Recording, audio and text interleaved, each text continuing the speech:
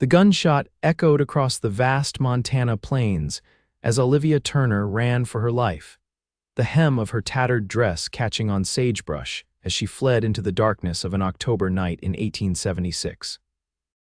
Blood trickled from her split lip, and her ribs ached with each desperate breath as she sought refuge from the man who had promised to love her but delivered only pain. Through rain-soaked fields she stumbled, until the silhouette of a barn emerged like salvation against the stormy horizon, her only hope as thunder rolled across the sky above Oro Grande. Mason Young struck a match against the rough wooden beam, lighting the lantern that cast long shadows across his barn. The storm had blown in faster than expected, and he needed to check on the new foal born just 3 days prior. His ranch, 5 miles outside of Oro Grande, had been his father's legacy, now his burden to bear alone since the old man's passing last winter. The 28-year-old rancher moved between the stalls, his spurs jingling softly against the packed dirt floor. The horses were restless. Particularly Buck, his chestnut stallion who kept nickering and pawing at his stall door. Mason frowned, placing a calming hand on the horse's neck. "Easy there, boy. What's got you all worked up?" A soft thud from the hayloft above made Mason freeze. His hand instinctively moved to the Colt revolver holstered at his hip. Raiders weren't uncommon in these parts, and a man living alone couldn't be too careful. "Who's there?" he called out, his voice firm as he drew his weapon. "I'm armed, so you'd best show yourself." Nothing but silence answered him. Then a small whimper, barely audible over the rain hammering against the roof. Mason climbed the ladder to the hayloft, lantern in one hand, revolver in the other. The golden light swept across bales of hay until it illuminated a pair of terrified eyes, a woman curled into herself in the corner, her face bruised and streaked with dirt and tears. "Please," she whispered, trembling violently. "Please don't hurt me." Mason holstered his weapon immediately, shocked by the state of her. Her blue dress was torn and mudded, her dark hair falling in wet tangles around a face marred with bruises. One eye was swollen nearly shut, and blood had dried at the corner of her mouth. "No one will hurt you here," he said softly, crouching down and setting the lantern beside him, keeping a respectful distance. "I'm Mason Young. This is my ranch. Are you in trouble, miss?" Olivia pressed further into the corner, wincing as she moved. "He'll kill me if he finds me." "Who will?" "My husband," she whispered, her voice breaking on the word. Mason's jaw tightened. He'd seen this before, women fleeing from men who should have protected them. His own mother had borne similar marks before she finally found the courage to leave his father, only to succumb to illness shortly after. "You're safe now," he assured her, his voice gentle but firm. "What's your name, Olivia?" she said after a long pause. "Olivia Turner, Mrs. Turner, you're welcome to stay here tonight. I've got a spare room in the house. It's dry and warm." She shook her head frantically. "No, please. If you take me in, he'll hurt you too. Victor has friends in town, important friends. I just needed somewhere to hide until morning. I'll be gone before dawn." Mason studied her, noting how she held her side, the way her breath came in shallow gasps. "You're hurt. Let me help you, at least for tonight. Then tomorrow we can figure things out." Thunder cracked directly overhead, making Olivia jump. Mason noticed how she trembled, whether from fear or cold, he couldn't tell. "Mrs. Turner," he said gently, "I give you my word as a gentleman that no harm will come to you under my roof, but you need medical attention and you can't stay out here in this weather." Tears welled in her eyes. "Why would you help me? You don't know me." "Because it's the right thing to do," Mason answered simply. "And out here, sometimes that's all we've got." After a moment's hesitation, Olivia nodded, allowing Mason to help her to her feet. She cried out in pain as she stood, nearly collapsing against him. "Easy now," he murmured, supporting her weight. "I'm going to carry you to the house, if that's all right." She nodded again, too weak to protest. Mason lifted her carefully, alarmed at how light she felt in his arms. She couldn't be older than 22, he guessed, though the fear and exhaustion etched on her face made her seem both younger and older somehow. The rain pelted them as Mason crossed the short distance from barn to farmhouse, shielding Olivia as best he could. His home was modest but sturdy, a two-story structure with a wraparound porch his father had built with his own hands. Inside, he set her gently on the sofa near the fireplace where embers still glowed. He stoked the fire back to life, then fetched a basin of water, clean cloths, and the medical kit his mother had always kept stocked. "May I?" he asked, indicating her injuries. Olivia tensed but gave a small nod. "Thank you," she whispered. As Mason gently cleaned the cut on her cheek, she revealed pieces of her story. She'd married Victor Turner 6 months ago after a brief courtship. The son of a wealthy cattle baron, Victor had courted her with charm and promises, sweeping the orphaned shopgirl off her feet. The violence had started soon after the wedding. "Tonight was the worst," she said, her voice hollow.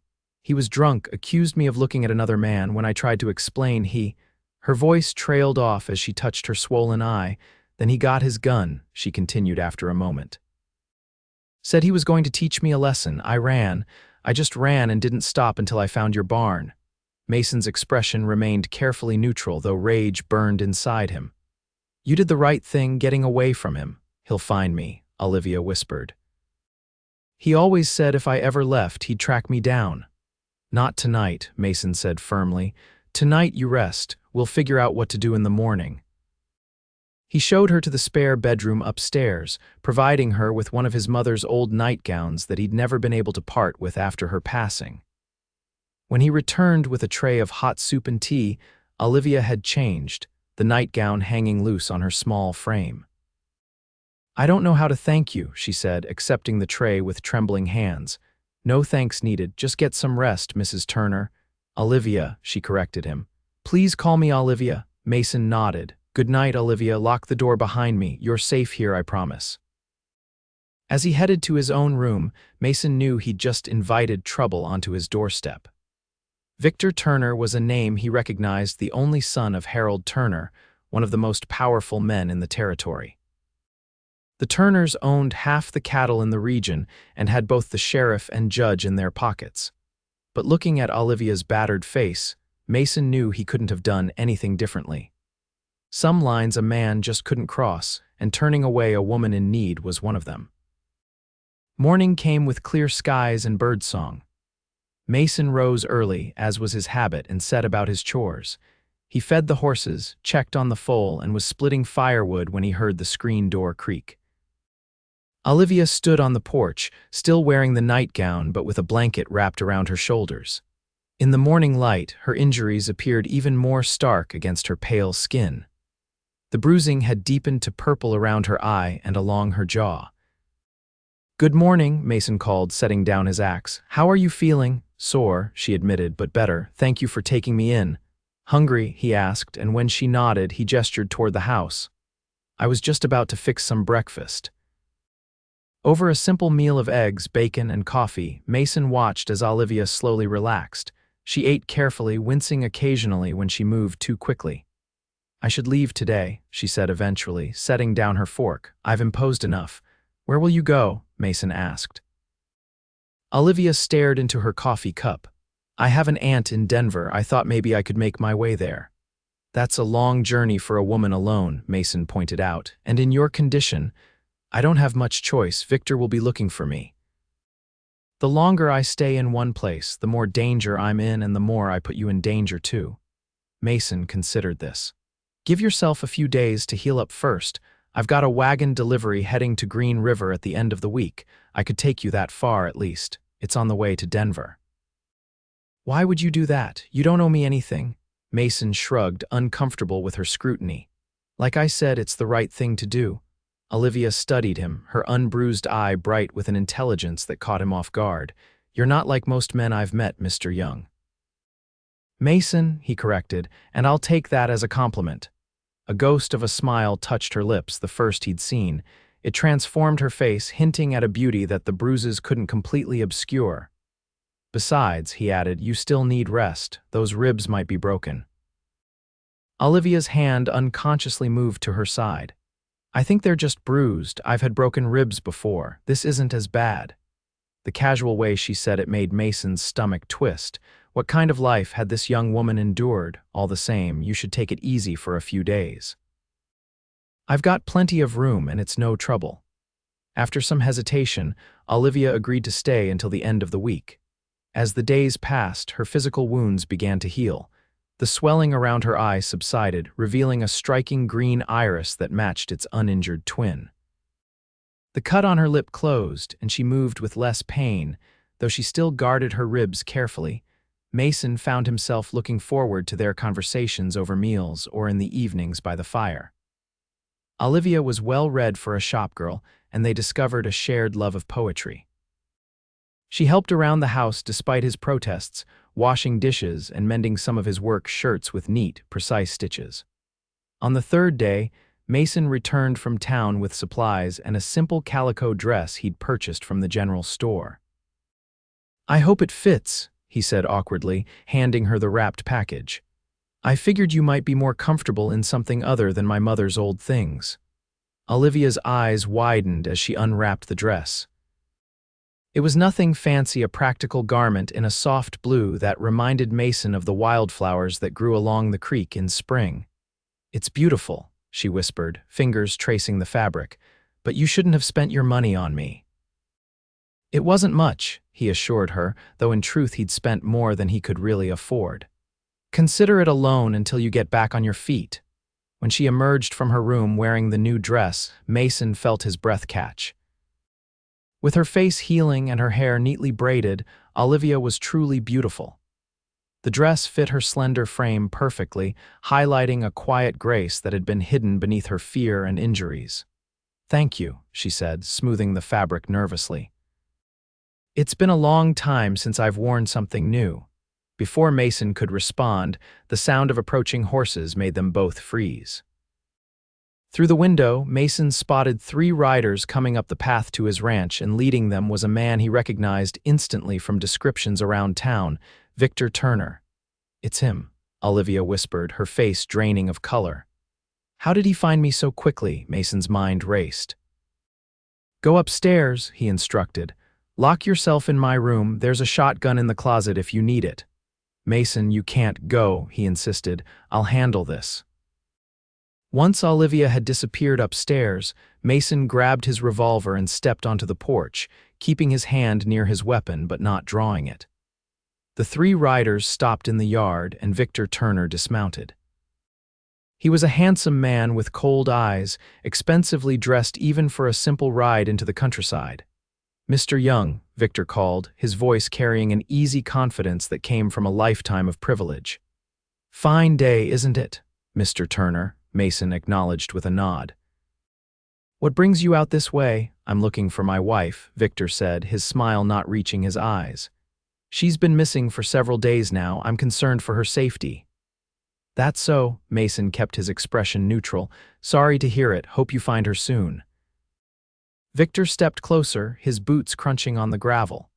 The 2 men with him remained mounted, their hands resting on their weapons. "Thing is," Victor continued, "one of my ranch hands saw a woman matching Olivia's description heading this way the night she disappeared. Terrible storm that night. I thought perhaps she might have sought shelter here." "Nobody came by during the storm," Mason lied. "Just me and the horses." Victor's smile tightened.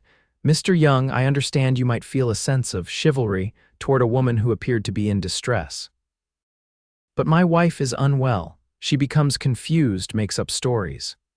"Whatever she may have told you, like I said," Mason interrupted, "nobody came by. Now, if there's nothing else, I've got work to do." Victor studied him for a long moment, then gestured to one of his men, who dismounted and headed toward the barn. "I'm afraid I'll need to have a look around," Victor said, "for my peace of mind." Mason stepped off the porch, his hand moving closer to his revolver. "This is private property, Turner. You've got no right to search it." "I've got every right to look for my wife," Victor countered, his facade of politeness slipping.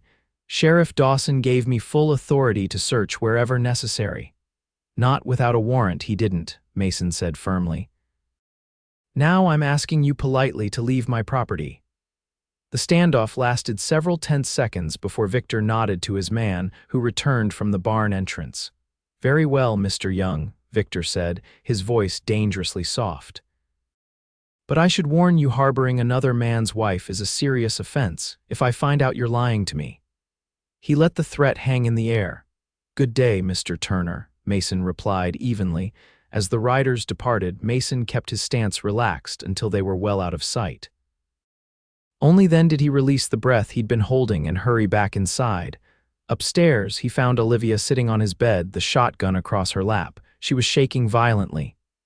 "He's gone," Mason assured her, "but he'll be back. He knows you're here, or at least strongly suspects it." Tears spilled down Olivia's cheeks. "I'm so sorry I've brought this trouble on you." "This isn't your fault," Mason said firmly, sitting beside her on the bed. "But we need to move quickly. Pack whatever you can carry. We're leaving tonight." "Where can we go?" Mason had been thinking about this since the moment he spotted the riders. "I have a friend, Patrick Sullivan, who owns a small ranch near the territorial line. We did some cattle drives together years back. He owes me a favor, and his place is remote enough that Turner might not think to look there."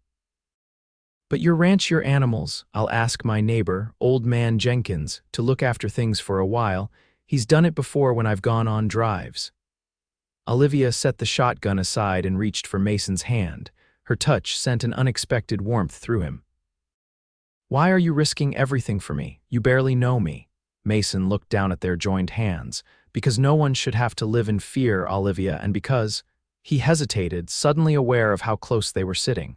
"Because I can't stand the thought of you getting hurt again." Something shifted in her eyes, a recognition, perhaps, of the feelings that had been growing between them over these few days.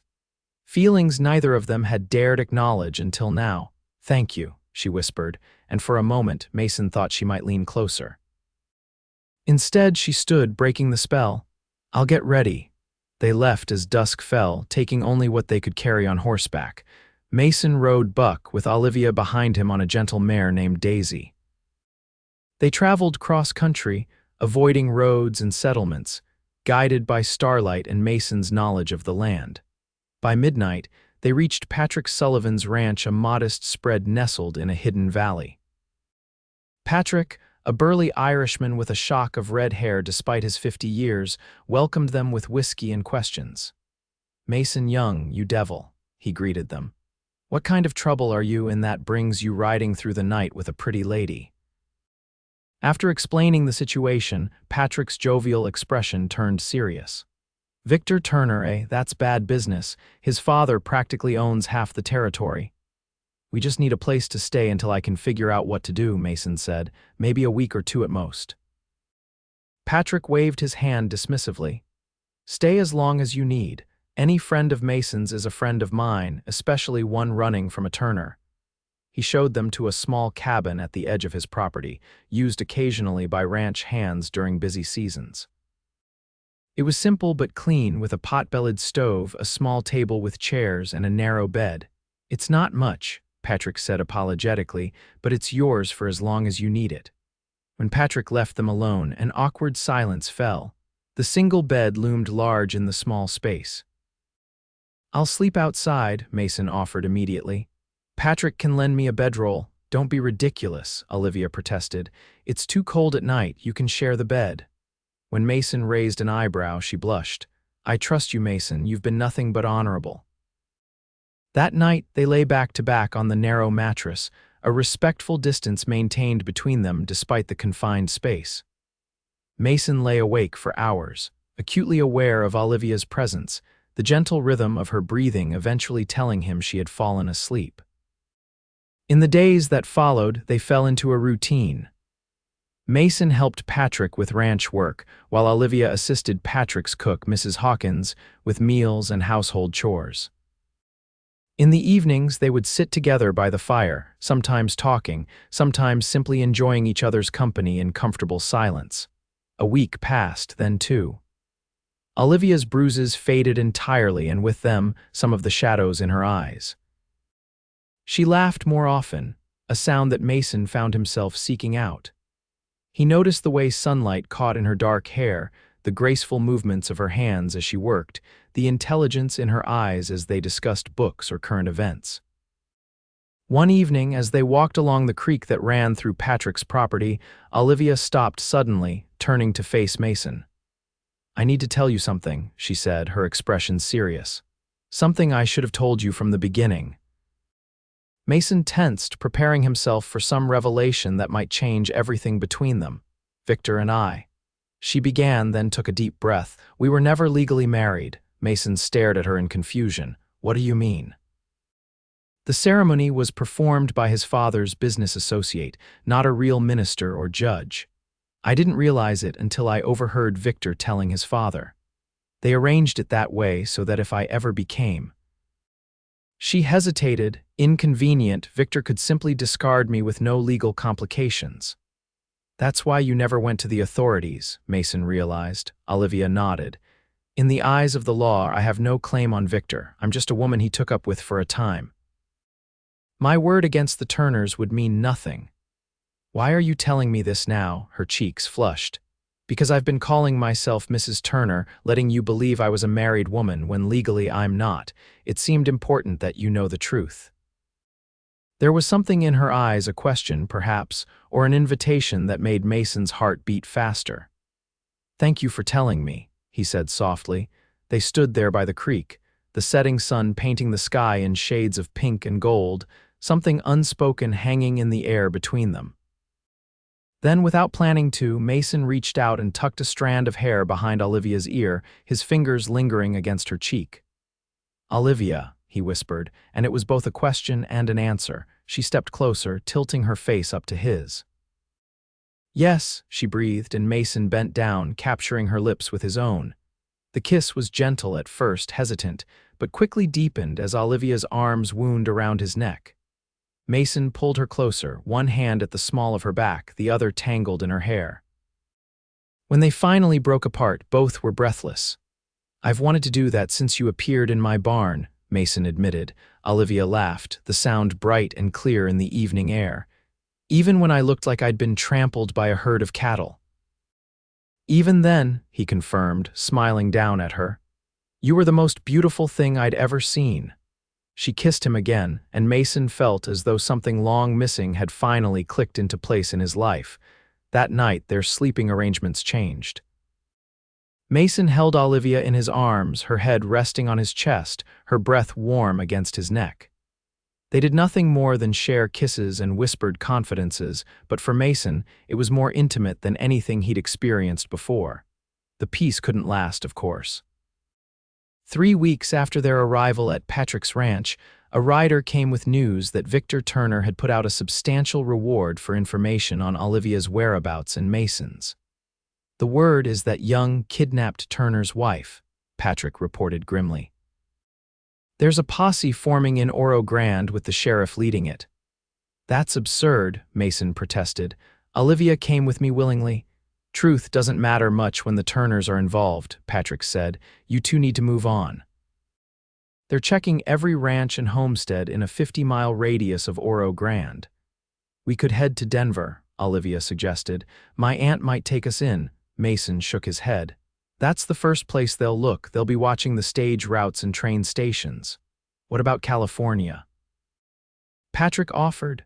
I know a fellow running cattle drives to Sacramento. He's leaving from Green River in 3 days. Could take you both on his hands. Mason and Olivia exchanged looks. California was far farther than either had planned to go. But it represented a fresh start away from the Turners' influence. We'll do it, Mason decided. But we'll need supplies, horses. Take Buck and Daisy, Patrick said immediately, and I'll provide whatever else you need.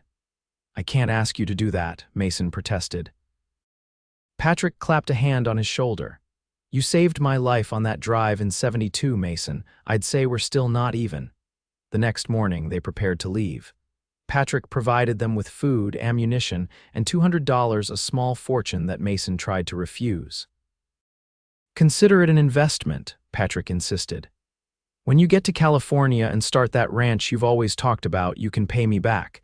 As they said their goodbyes, Patrick pulled Mason aside. You love her, don't you? Mason glanced at Olivia, who was adjusting Daisy's saddle. Yes, he admitted, the word feeling right as he said it. More than I thought possible. Then don't waste time, Patrick advised. Life's too short, especially out here.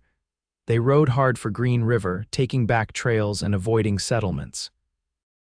The journey would normally take 3 days, but they pushed to make it in 2. knowing that every hour increased the distance between them and Turner's men.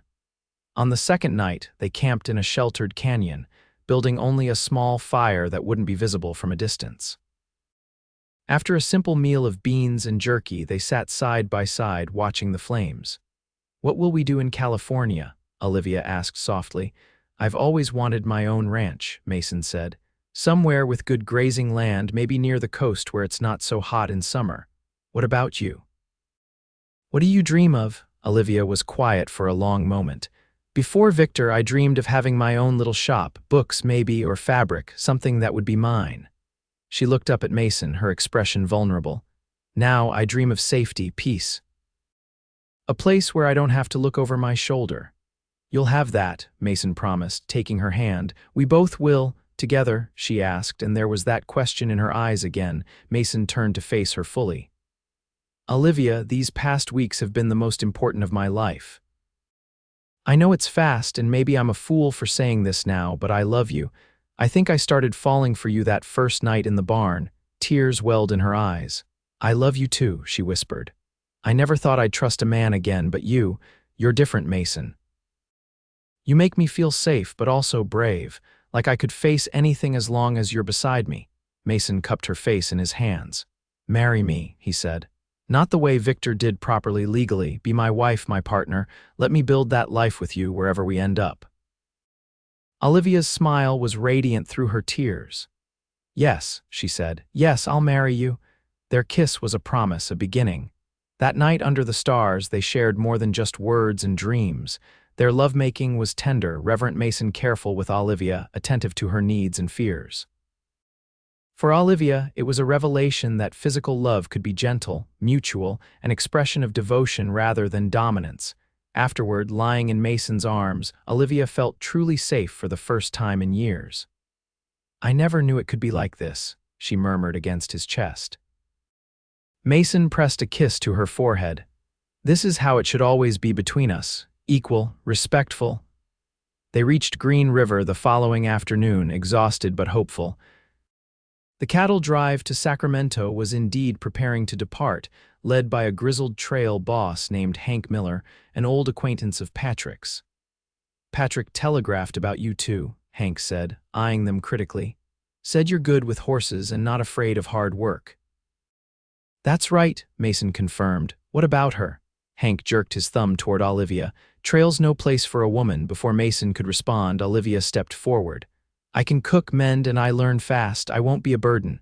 Hank squinted at her, then at Mason. "You vouching for her young?" "With my life," Mason said without hesitation.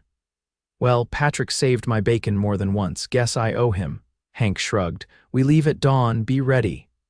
They spent the night in a small boarding house on the edge of town, too weary to seek out a minister or judge to perform a wedding. It would have to wait until they reached California. "Mrs. Mason Young," Olivia said thoughtfully as they prepared for bed. "It has a nice sound to it." Mason smiled, pulling her close. "It certainly does," but their plans were interrupted before dawn when urgent knocking woke them. It was Hank, his expression grave. "Turner's men are in town," he said without preamble. "6 of them asking questions at every establishment. Won't be long before they find this place." Mason cursed under his breath. "How did they track us here so quickly?" "Doesn't matter," Hank said. "What matters is getting you two out of here. The drive's already moving out. We're leaving early. Grab your things and meet me at the livery stable in 10 minutes." They dressed quickly, gathering their meager possessions. As they slipped out the back of the boarding house, Mason spotted 2 riders at the far end of the street, men he recognized from Turner's ranch. "This way," he whispered, pulling Olivia into a narrow alley. They made it to the livery stable without being spotted, where Hank waited with Buck and Daisy already saddled. "My boys are creating a diversion on the east side of town," Hank explained. "Should keep Turner's men busy while we slip out the west road." They mounted quickly, following Hank through back streets until they reached the edge of town. The cattle drive was visible in the distance, a cloud of dust rising in the pre-dawn light as hundreds of longhorns moved slowly across the plain. "Ride hard," Hank advised. "Don't stop until you reach the herd." They spurred their horses forward, galloping across open ground. They had covered perhaps half the distance to the herd when shouts erupted behind them. Mason looked back to see 3 riders in pursuit, Victor Turner in the lead. "Keep going." Mason called to Olivia. "I'll hold them off." "No," Olivia cried. "We stay together." Before Mason could argue, a shot rang out, the bullet whizzing past his ear. He drew his revolver, returning fire without aiming to kill, just to slow their pursuers. The distance to the herd shortened, but so did the gap between them and Turner's men. Another shot, and Mason felt a burning sensation along his arm. He'd been grazed, but it wasn't serious enough to stop him. Just when it seemed they wouldn't make it, riders from the cattle drive appeared, moving to intercept Turner and his men. Hank had sent reinforcements, gunfire was exchanged, and in the confusion, Mason and Olivia reached the safety of the herd. Cowhands surrounded them protectively as Turner and his men pulled up, outnumbered. "That woman is my wife," Victor shouted, his face contorted with rage. "She ain't nobody's wife but her own woman," Hank called back, "and she's under my protection now." "This is my drive, Turner, and you've got no authority here. I'll have the law on you," Victor threatened. "Try it," Hank replied calmly, "but we'll be in Utah territory by nightfall, and your Montana connections won't mean squat there." A tense standoff ensued, but ultimately, with his men outnumbered and outgunned, Victor had no choice but to retreat. As he turned his horse, he locked eyes with Olivia. "This isn't over," he called to her. "I'll find you wherever you run." "No, Victor," Olivia replied, her voice steady despite her fear. "It is over. I'm not yours anymore. I never really was." As Turner and his men rode back toward Green River, Hank approached Mason and Olivia. "You two all right?" Mason nodded, though his arm was bleeding freely now. "Thanks to you and your men." "Don't thank me yet," Hank said grimly. "Turner's not the type to give up easy. We've got a long way to go to California, and he's got money and connections. This ain't over by a long shot." The cattle drive moved steadily westward, crossing from Wyoming into Utah territory.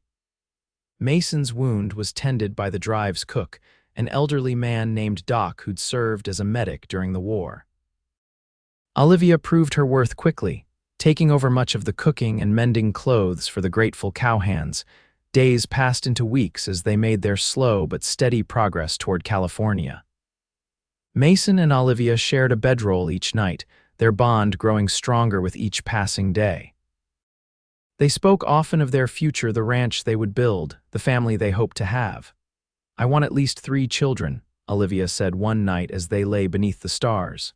"3, eh?" Mason chuckled, stroking her hair. "That's specific. I was an only child," she explained. "It was lonely. I want our children to always have someone to play with, to confide in, our children." The words filled Mason with a warmth he couldn't describe. "3 it is," he agreed, pulling her closer. "Though I wouldn't mind more," Olivia laughed, the sound making Mason's heart swell. "Let's start with 3 and see how we manage." As they crossed into Nevada, Mason noticed Olivia becoming increasingly quiet, her normally healthy appetite diminishing. When he found her being sick behind the chuck wagon one morning, his concern turned to worry. "Are you ill?" he asked, holding her hair back as she retched. Olivia wiped her mouth, her expression a mix of apprehension and wonder. "I don't think it's illness," she said softly. "Mason, I think I might be expecting." Mason froze, processing her words. "A baby, our baby." She nodded, uncertainty in her eyes. "It's too soon to be sure, but yes, I think so." Joy surged through him, followed immediately by concern. "Out here on the trail with Turner still after us. This isn't how I wanted to start our family." "Life rarely goes according to plan," Olivia said, placing a hand on her still flat stomach. "But I'm not sorry, Mason. This child was created in love, not fear. That makes all the difference." Mason placed his hand over hers. "We need to get married properly before we reach California. There must be a settlement nearby with a minister or judge." Hank confirmed there was a small Mormon settlement a day's ride ahead. "We'll be stopping there for supplies anyway," he said. "Could probably arrange something while we're there." The settlement of Cedar Springs was little more than a cluster of buildings around a natural spring, but it had a church and a resident elder who was authorized to perform marriages. Hank negotiated for supplies while Mason and Olivia met with Elder Joseph Bennett. "Normally, I'd require more time to counsel a young couple," the elder said, his kind eyes taking in their travel-worn appearance. "But your trail boss explains you're in something of a hurry." "Yes, sir," Mason confirmed. "We're hoping to be married before continuing to California." The elder nodded thoughtfully. "And you're certain this is God's will for you both?" Olivia stepped forward, her hand finding Mason's. "I've never been more certain of anything, Elder Bennett. This man saved my life, protected me when no one else would. He's shown me what love truly means." Mason squeezed her hand. "And Olivia has given me purpose, a reason to build something lasting. We belong together, sir." Elder Bennett smiled. "Very well. I can perform the ceremony tomorrow morning before your drive departs." That evening, the women of Cedar Springs took Olivia under their wing, providing her with a bath, clean clothes, and a simple white dress for the ceremony. Mason was similarly assisted by the men, given a haircut and the loan of a clean shirt and tie. When morning came, the entire settlement gathered in the small church to witness the wedding. Olivia walked down the aisle on Hank's arm, the simple white dress highlighting her natural beauty. Mason, waiting at the altar, felt his breath catch at the sight of her. The ceremony was brief but meaningful. They exchanged vows and rings, simple bands purchased from a local silversmith with some of Patrick's money. When Elder Bennett pronounced them husband and wife, Mason kissed his bride as the congregation applauded. "Mrs. Young," he whispered against her lips. "For real this time," Olivia's smile was radiant. "Forever this time." The cattle drive continued its journey, but now Mason and Olivia traveled as husband and wife.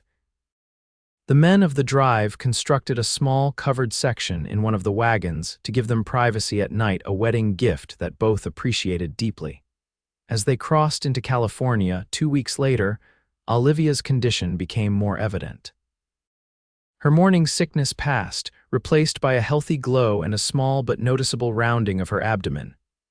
"You're blooming," Mason told her one evening, his hand resting on her growing belly. Olivia laughed.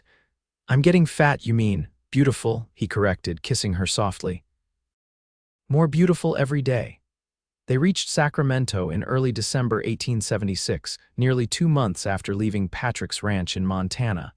The cattle were sold at a good profit, and Hank paid Mason and Olivia generously for their work on the drive. "What will you do now?" Hank asked as they prepared to part ways. "Head toward the coast," Mason answered. "Find some land, start that ranch I've been dreaming about," Hank nodded. "There's good land in the Sonoma Valley. Not too far from here, but far enough from the usual cattle operations that you might find something affordable." With Hank's advice and a letter of introduction to a land agent he knew, Mason and Olivia set out for Sonoma. The journey was easier than their previous travels, following established roads through a landscape very different from the Montana plains they had left behind. In the small town of Fairfield, they found lodging at a respectable boarding house run by a widow named Mrs. Carlton. After the hardships of the trail, the simple comforts of a real bed, regular hot meals, and indoor plumbing felt like unimaginable luxury. "I could get used to this," Olivia sighed, soaking in a hot bath their first evening there. Mason, seated nearby on a chair reading a local newspaper, smiled over at her. "Don't get too comfortable. Ranch life won't be this easy." "As long as I have you and a roof that doesn't leak, I'll be the happiest woman in California," she assured him. The land agent, Mr. Peterson, showed them several properties over the next week. Most were either too expensive or too run down for their limited funds. But the 5th property they viewed, 100 acres with a small but sound cabin, a barn, and a year-round creek, felt right from the moment they rode onto it. "The previous owner died without heirs," Mr. Peterson explained. "Banks anxious to sell. They might accept a lower offer, especially if you can pay cash." Using the money from Patrick combined with their earnings from the cattle drive, Mason and Olivia made an offer well below the asking price. To their surprise and delight, it was accepted. "It needs work," Mason acknowledged as they stood on the porch of their new home in early January 1877. The fences need mending, the barn roof has holes, and the cabin is barely big enough for the two of us, let alone when the baby comes." Olivia leaned against him, her pregnancy now clearly visible at around 5 months. "It's perfect, Mason. It's ours." They settled into their new life with determination and hope. Mason repaired the cabin and barn while Olivia planted a vegetable garden and made the small house into a home. With the remainder of their funds, Mason purchased a dozen cattle and 2 milk cows, a modest start for their ranch.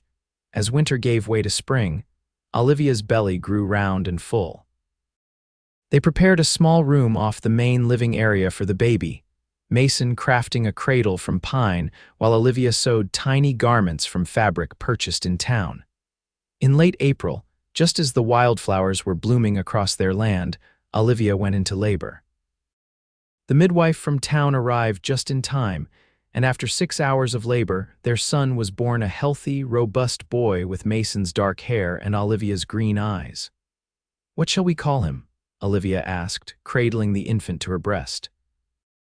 Mason gazed down at his wife and son, overwhelmed by the love he felt for them both. "What about Patrick, after the man who helped make all this possible?" "Patrick Young," Olivia tested the name, smiling. "I like it. Patrick Mason Young." Life settled into a rhythm of hard work and simple joys. The ranch slowly prospered, their herd growing as Mason proved to have a good eye for breeding stock. Olivia kept a garden that provided much of their food, and her cooking earned a reputation in the area. They made friends among their neighbors, other small ranchers and farmers who formed a tight-knit community.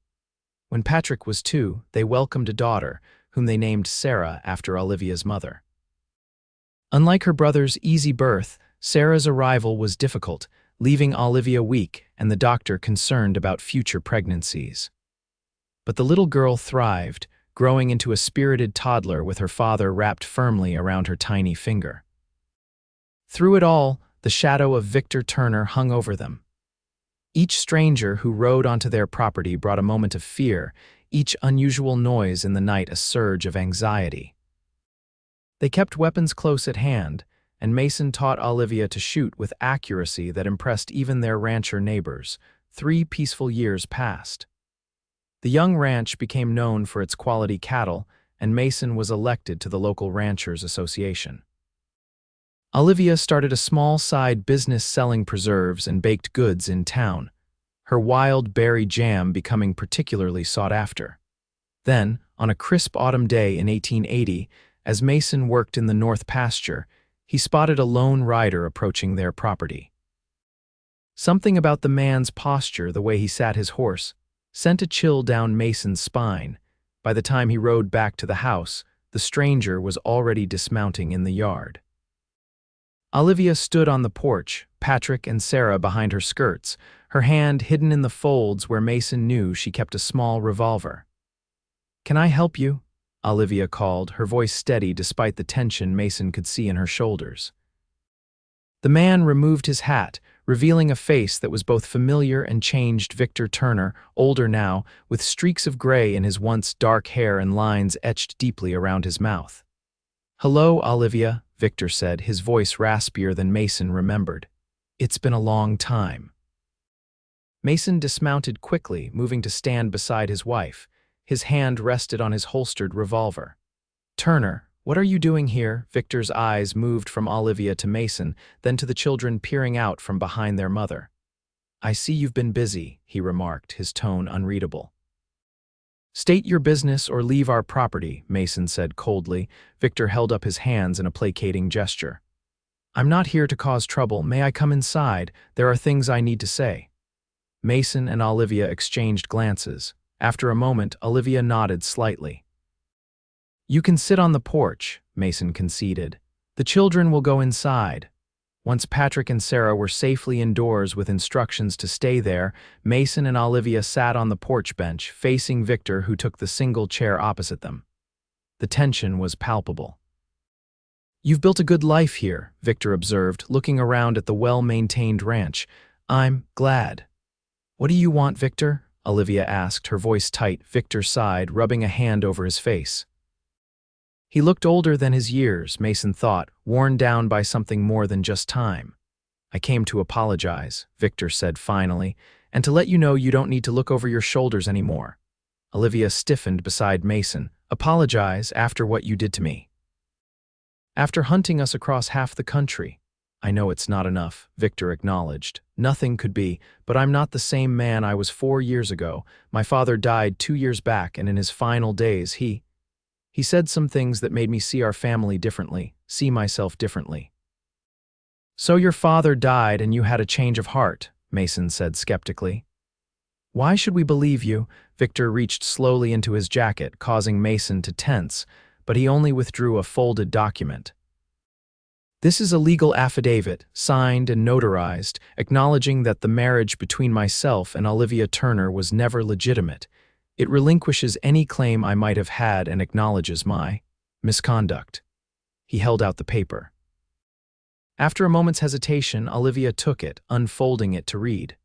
Why now? She asked, her voice barely above a whisper. I'm dying, Victor said simply.